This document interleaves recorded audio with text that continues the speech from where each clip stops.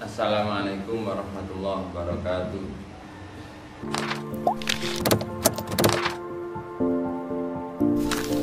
Alhamdulillahirabbil alamin wassalatu wassalamu ala sayyidina wa maulana Muhammadin wa ala alihi wa sahbihi ajma'in. Amma ba'du. Yang saya hormati anak-anak sekalian kelas 10 agama. Untuk hari ini saya akan menyampaikan lanjutan materi pelajaran balaghah. Pada 2 pekan sebelumnya sudah kita pelajari tentang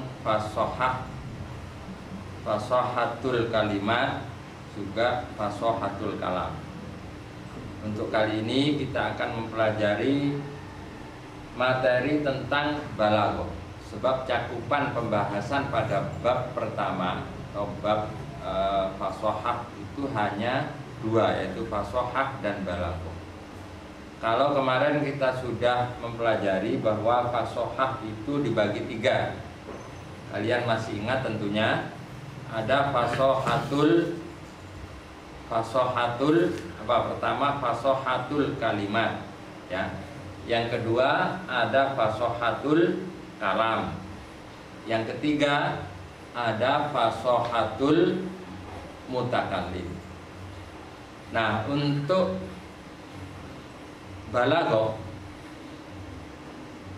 ini pembahasannya ada 2, bukan lagi 3, tapi ada 2, yaitu balaghatul kalam dan yang kedua adalah balaghatul mutakallim. Nah, mari kita pelajari satu persatu supaya lebih bisa dipahami. Baik anak-anak sekalian, kalian bisa memperhatikan beberapa penjelasan yang sudah saya buat semacam skema. Namun saya masih belum bisa membuatkan skema. Mungkin nanti dari ini saya minta tolong untuk bisa di-share, ya, foto kemudian di-share dan kalian bisa lihat di video, ya. Baik, akan saya bacakan secara rinci. Kalian bisa perhatikan. Wal balaghatu fil lughati al wusulu wal intihau. Balaghah menurut bahasa berarti wusul. Wusul itu sampai. Wal intihau, intiha juga bermakna sampai pada tujuan, ya. Di sini disebutkan yuqalu balagha fulanun muradahu idza wasala ilaihi, ya. Diucapkan dalam bahasa Arab, balagha fulanun muradahu, anak ini telah sampai pada keinginannya. Nah, ini artinya kalau dia sudah mencapai apa yang dia inginkan, berarti anak ini disebut baligh. Ya, anak yang baligh karena dia sudah sampai pada apa yang dia inginkan. Ada lagi contoh yang lain. Balaghar rabbu al-madinata. Nah, itu di situ ada contoh balaghar rabbu al-madinata. Kendaraan ini telah sampai pada kota. Nah, saya buatkan contohnya. Balaghah secara bahasa, ya, lughatan adalah al-wusul, wusul au al-intiha. Nah, maknanya wusul dan intiha itu sampai pada tujuan.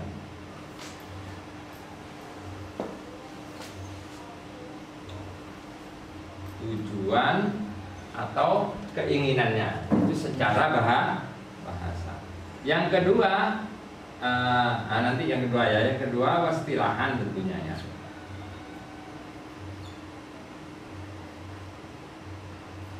Ini saya sampaikan. Contoh yang pertama, ada kata-kata begini: balaghah al-gulamu muradan. Balagha al-ghulamu muradan. Anak ini telah sampai pada apa yang dia inginkan. Dia bisa mencapai apa yang diinginkan. Misalnya kita punya cita-cita ingin menjadi dokter misalnya, kemudian kita berusaha belajar di bidang itu, kemudian betul-betul predikat dokter itu kita dapatkan, maka ini kita disebut balagha murada. Nah ini secara balagha itu namanya balagha secara bahasa ya. Ada lagi contohnya, misalnya ya, balagha ar-rabbu. Balagha ar-rabbu al-madinata. Nah, kendaraan ini telah sampai pada kota yang dituju. Madinah itu artinya kota yang dituju. Kita tahu misalnya ada travel atau ada kendaraan semacam bus, itu kan ada terminal-terminal. Nah, ini bisa diartikan terminal. Jika kendaraan ini sampai pada terminal, maka dia disebut balagha. Ya, nah karena ini adalah semacam tata bahasa dalam bahasa Arab, maka ada istilah balaghatul kalam. Nah itu kalau secara bahasa balagha artinya apa tadi? Diingat kembali. Secara bahasa disebut al-wusul, sampai, au al-intiha, sama, sampai pada tujuan ya. Kemudian yang kedua, wataqa'u fil istilahi wasfan lil kalami wal mutakallim. Ini yang saya katakan tadi, bahwa pembahasan balagha secara istilah itu dibagi dua. Ya. Dia adalah wasfan lil kalami, wasfan lil mutakallim.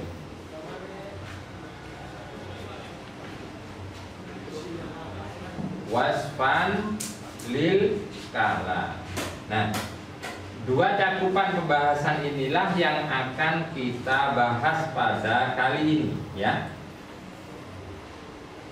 Jadi saya sudah sampaikan tadi bahwa balagha itu cakupan pembahasannya adalah dua, yaitu membahas tentang balaghatul kalam, membahas tentang balaghatul mutakallim. Nah, kalau kemarin fasohatul kalimat, fasohatul kalam, dan fasohatul mutakallim. Nah, sekarang dua, wasfan lil kalam, wasfan lil mutakallim, atau bisa disebut balaghatul kalam, balaghatul mutakallim, nantinya begitu pembahasannya ya. Baik, kita lanjut saja.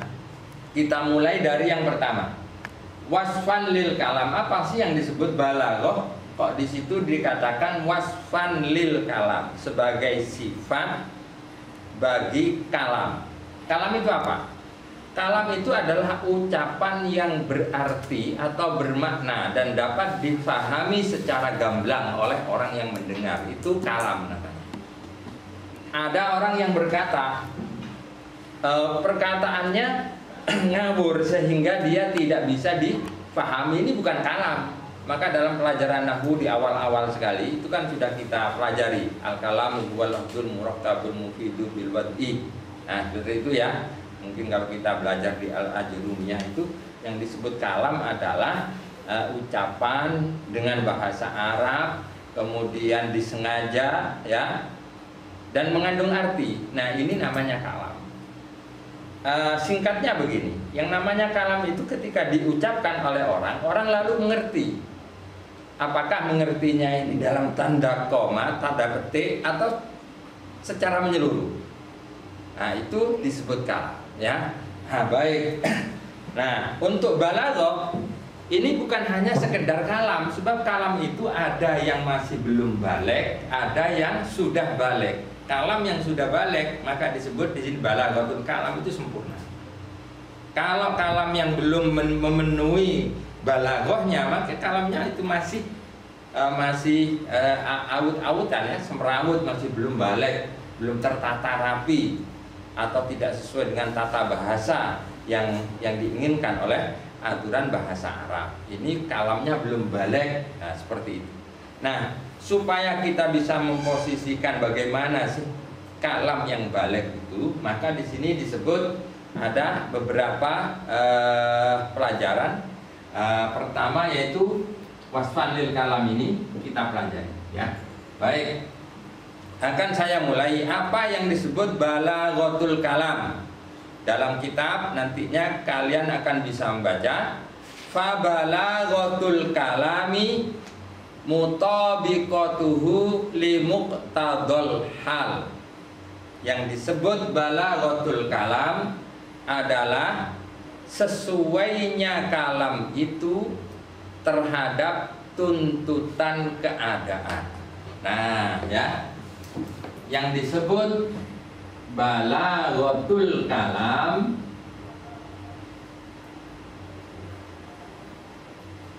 yaitu mutabiqatuhu limuqtadal hal ya, mutabiqatuhu limuqtadal hal. Apa artinya? Sesuainya kalam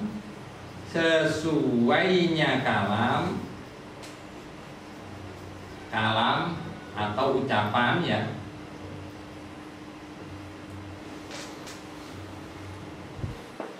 terhadap tuntutan keadaan. Gimana ini? Teruskan, Bang. Tuntutan keadaan. Baik. Ya. Jadi apabila ada orang berbicara ya, pembicaraannya itu sesuai dengan tuntutan keadaan yang diinginkan di situ, maka itu kalamnya namanya balik. Kalam yang balaghoh ya, memakai aturan balaghoh.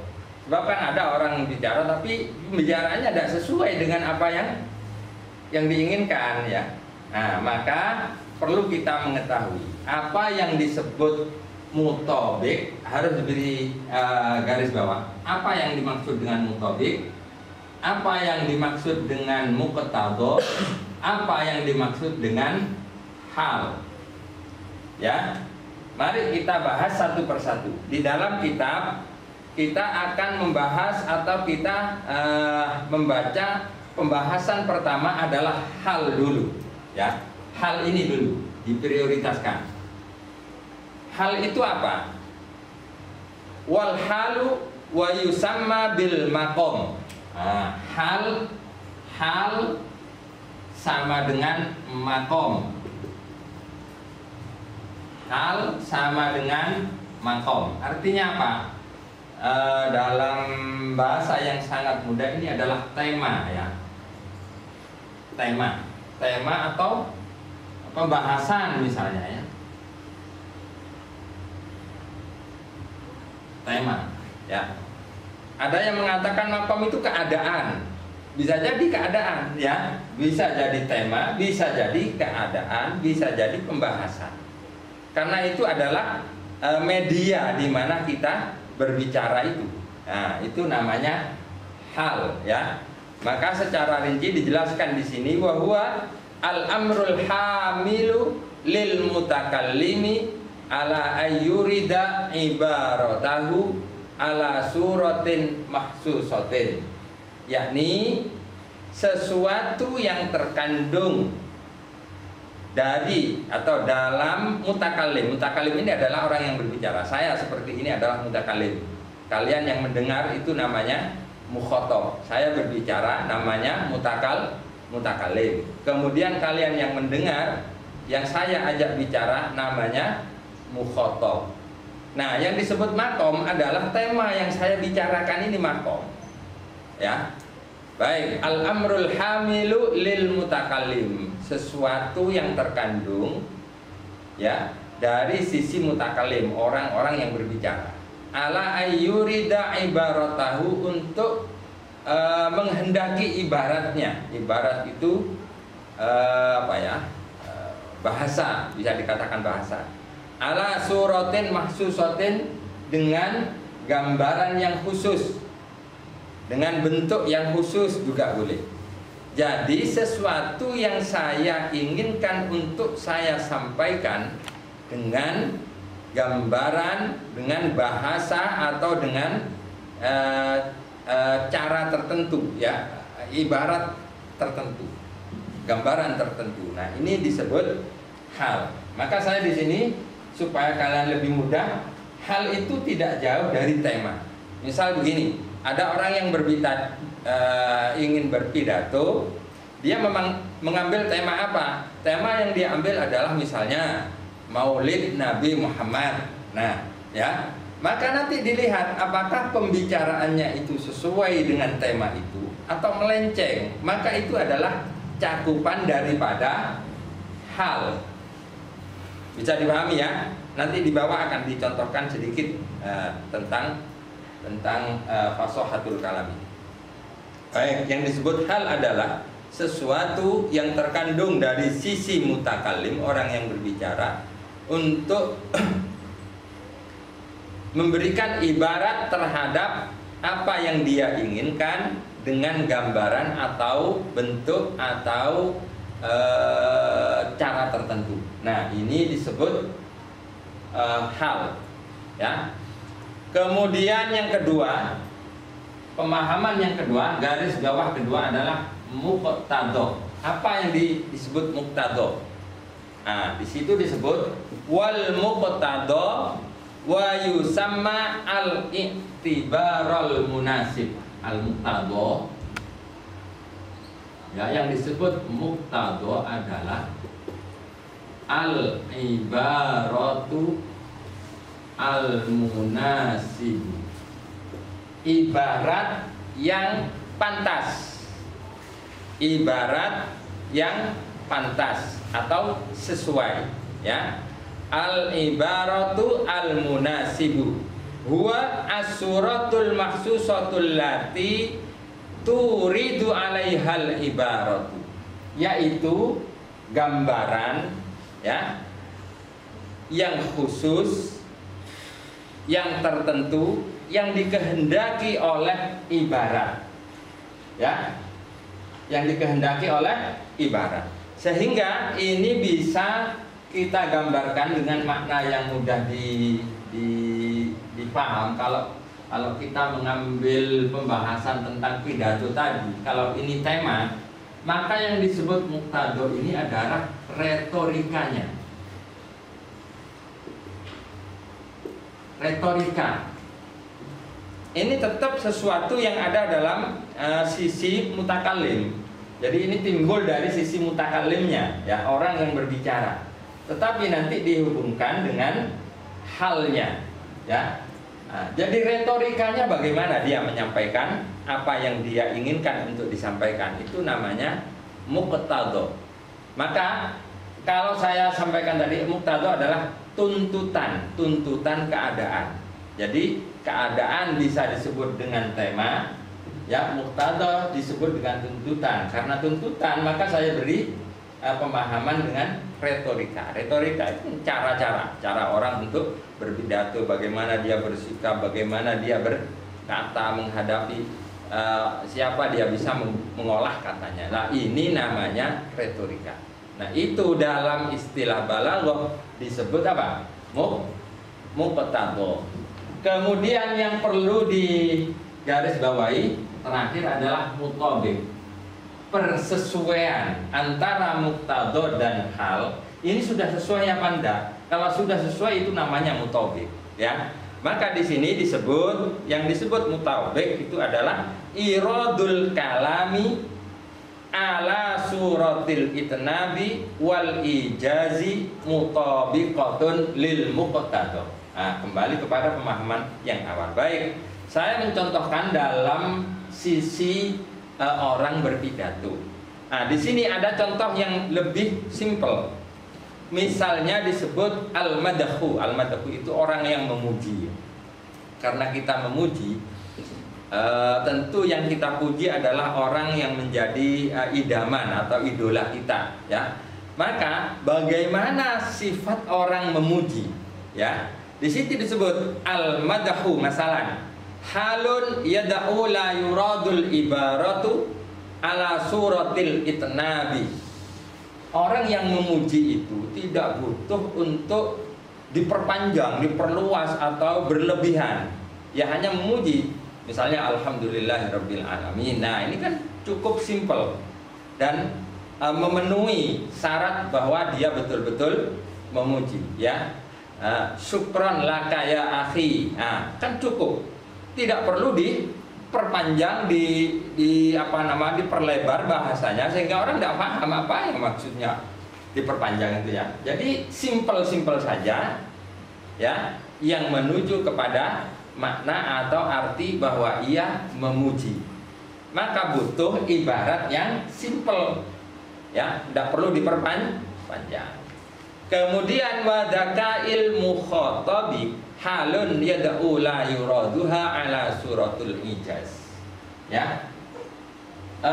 Kalau kita berbicara semacam ini, mukhatab itu adalah, saya katakan tadi, yang mendengar. Cerdasnya orang yang mendengar, fahamnya orang yang mendengar dari apa yang kita katakan, ya, dengan bentuk bahasa ringkas. Karena tadi tidak boleh diperpanjang, ya, harus diringkaskan, begitu artinya. Kalau memuji tidak usah diperpanjang, yang simpel saja, yang ringkas. Nah, ini kan butuh pemahaman orang yang kita ajak bicara atau orang yang kita sanjung, kita puji tadi. Kok dia paham dengan apa yang kita katakan bahwa maksud kita adalah memuji, itu namanya zakat. Dia pandai atau dia cerdas terhadap apa yang saya inginkan, bisa menangkap apa yang saya inginkan. Nah, ini zakatul mukhatab namanya. Kan ada orang dibilangin begini gak paham, dibilangin begitu gak paham, disuruh begini gak paham. Nah, ini tidak zakat namanya. Orang zakat itu sekali diomongi dia paham, walaupun omongannya seakan-akan kurang mengarah, tapi karena dia zakat, cerdas, dia langsung paham apa yang diinginkan. Nah, ini namanya zakatul mukhatab, ya. Maka di sini yang namanya zakatul mukhatab itu adalah muqtadha. Sedangkan yang saya katakan tadi al-madhu bi suratil ijaz, ya, itu disebut hal. Nah, kalau dua ini, hal dan muqtadha ini bersesuaian, maka disebut mutabiq, ya. Bagaimana mutakallim menyampaikan apa yang ia inginkan, tema dengan retorikanya cocok, bahasanya cocok, maka itu mutabiq. Paham? Nah, kalau tiga-tiganya ini terkumpul dalam susunan kalam, maka kalamnya disebut kalam yang baligh. Baligh, ya. Baligh itu kalam yang sempurna tata bahasanya sehingga mudah difaham. Kemudian orang yang diajak bicara itu bisa memahami apa yang dikehendaki oleh mutakallim. Nah, seperti itu, ya. Jadi saya ulangi, contohnya, orang yang memuji itu tidak perlu membawa atau mengatakan pujiannya dengan bahasa yang berbelit-belit atau diperpanjang, ya. Ini namanya apa? Hal. Kemudian cerdasnya mukhatab, orang yang dipuji, fahamnya orang yang dipuji oleh bahasa yang ringkas tadi, itu namanya apa? Muqtadha. Artinya begini gampangnya, kalau keinginan kita itu bisa kita sampaikan dengan bahasa yang ringkas, maka tidak perlu kita untuk memperpanjang bahasa. Nah, ini namanya kalam yang baligh. Tetapi kalau apa yang kita inginkan itu tidak bisa difahami dengan bahasa yang simpel, maka perlu kita uraikan. Nah, ini namanya muqtadha. Paham, ya?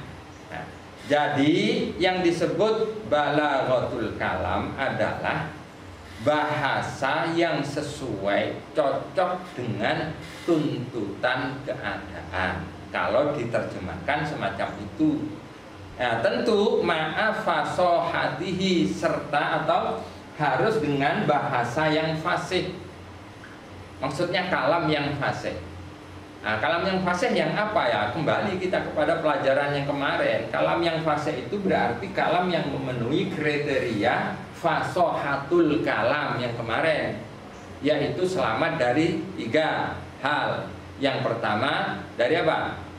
Pertama, kita buka kembali pelajaran yang pertama yang disebut fasohatul kalam, salamatuhu min tanafuril kalimat, ya, wa salamatuhu min dhafit ta'lid, wa salamatuhu minat ta'kid. Kita kembali kepada kemarin. Jadi syarat utama fasihnya kalam itu sudah tidak boleh terabaikan ya. Kalamnya fasih, retorikanya baik, pembahasannya sesuai, yang mendengarkan bisa paham, maka itu disebut kalam yang balik. Saya kira itu anak-anak sekalian semoga bisa dipahami, walaupun dalam pembahasan yang agak panjang ya. Nah, ini satu pembelajaran pada balaghatul kalam saja. Nanti pada pertemuan yang akan datang akan saya sampaikan balaghatul mutakallim atau wasfan lil mutakallim. Yang disebut balaghatul mutakallim itu apa? Ya, karena saya tadi sudah sampaikan untuk kaitan balaghah ini pembahasannya ada 2, balaghatul kalam, kemudian balaghatul mutakallim. Balaghatul kalam adalah ya, balaghatul kalam mutabiqatuhu li muqtadal hali. Ya. Ya tentu maaf fasohatihi. Maaf fasohatihi. Serta kalamnya harus fasih ya. Nah, jadi itu kemudian sudah saya jelaskan hal ini apa, muqtada ini apa, mutabiq itu apa. Kemudian akan terciptalah apa yang disebut balaghatul kalam. Ya, saya ulangi, hal apa, muqtada apa, mutabiq apa. Yaitu saya ulangi yang mutabiq ya. Mutabiq adalah iradul kalami ala suratil itnabi wal ijaz. Ya, menyampaikan ucapan, kalam, kalimat, bahasa dengan bentuk memperpanjang, memperluas, atau dengan bentuk meringkas atau simple, itu disebut mutabiq lil muqtada ya. Jadi dilihat dulu, maka untuk bisa menentukan ini harus lihat halnya dulu. Halnya ini hal apa?